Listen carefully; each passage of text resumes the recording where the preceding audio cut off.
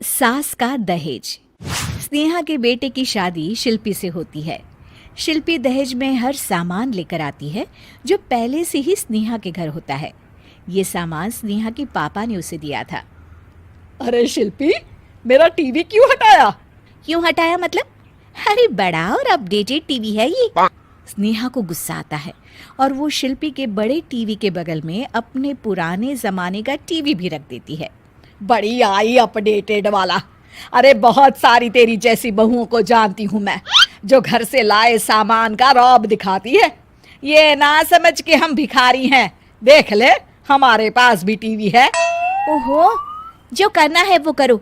कोई मेहमान आएगा तो हंसेगा कि एक ही जगह दो दो टीवी। हंसने दे, दुनिया भी तो देखे कि सिर्फ तू नहीं, मैं भी दहेज लेकर आई थी। अब यही हाल हर सामान का हो जाता है।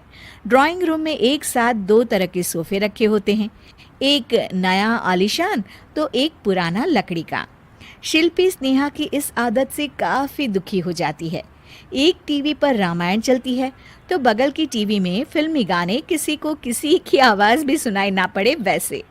घर के दूसरे सदस्य भी सास बहू की इस आदत से परेशान हो जाते हैं। एक दिन स्नेहा की बहन उसके घर आती है और घर का नज़ारा देखकर हैरान हो जाती है। कहीं पुरानी फ्रिज के बगल में, कहीं नई फ्रिज, तो कूलर के ठीक ऊपर एसी। अरे स्नेहा, ये तूने घर की क्या हालत बना रखी है? बहू रानी, तू तो नए जमाने की लड़की है, फिर घर को कबाड़ी बाजार सा कैसे सजा रखा है? नया फैशन है क्या? देखिए ना मौसी, माँ जी अपना पुराना सामान निकालना ही नहीं चाहती। वो सोचती है कि उनका ही सामान घर में रहेगा। अरे बहन, तू इस मामले में ना बोल तो ही अच्छा है। मैंने बहुत सी बहुओं को देखा है अपने लाए सामान पर सास को धौंस दिखाते, और मैं भला किसी की धौंस को क्यों सहन करूं?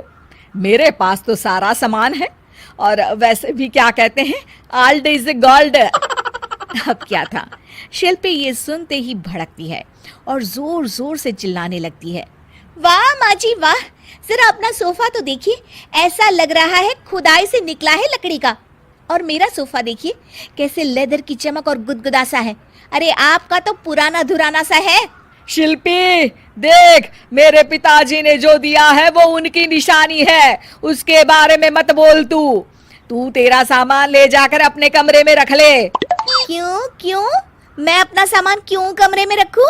और जो मेरे ससुराल आए वो यही कहे, ओ कितना ओल्ड फैशन घर है। दोनों की बहसा बहसी में मौसी सर पकड़ लेती है। तुम दोनों जब देखो तब लड़ती रहती हो। मैं तो चली किचन में बादाम का शरबत बनाने। सुन, बादाम का सिलबट्टा जो मेरी माँ ने दिया था उसमें पीस लेना। तो शिल्पी बोल पड़ती है। मौसी कसम है आपको, आप मेरे पापा की दी मिक्सी में ही बादाम पीसिएगा। खैर, मौसी तो जाती है किचन में, लेकिन ड्राइंग रूम में सास बहू की बहसा बहसी जारी रहती है। तभी शिल्पी को गुस्सा आ जाता है और वो अपने पापा के दिए सोफे पर जाकर जोर से बैठती है, लेकिन तभी सोफा जोर से आवाज कर टूट जाता है। हे भगवान, ये क्या हुआ? ये सोफा कैसे टूट गया? बेटा, अब समझ में आया ओल्ड इज गोल्ड क्यों कहा जाता है। टूट गया ना तेरा सोफा। तभी किचन से जोर से आवाज आती है और मौसी काली पीली होकर किचन से बाहर निकलती हैं।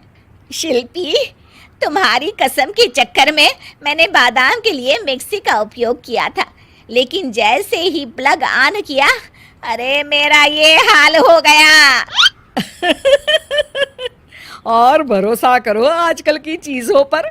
मैंने तो कहा था तुझसे, माँ की सिलबट्टे पर बादाम को पीसती तो तेरा ये हाल ना होता और स्वाद का स्वाद बरकरार रहता।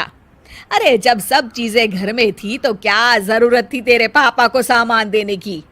वैसे भी बहू, आजकल दहेज वही मांगता है जिनकी खुद की काबिलियत नहीं होती। आप ठीक कह रही हैं माँ जी। मेरे लिए ये सौभाग्य की बात थी कि आप लोगों ने पापा से कोई डिमांड नहीं की थी, लेकिन मैं आपको समझ ही नहीं पाई। मुझे माफ़ करिए। अब इस घर में नई चीज़ तभी आएगी जब पुरानी खराब हो जाएगी।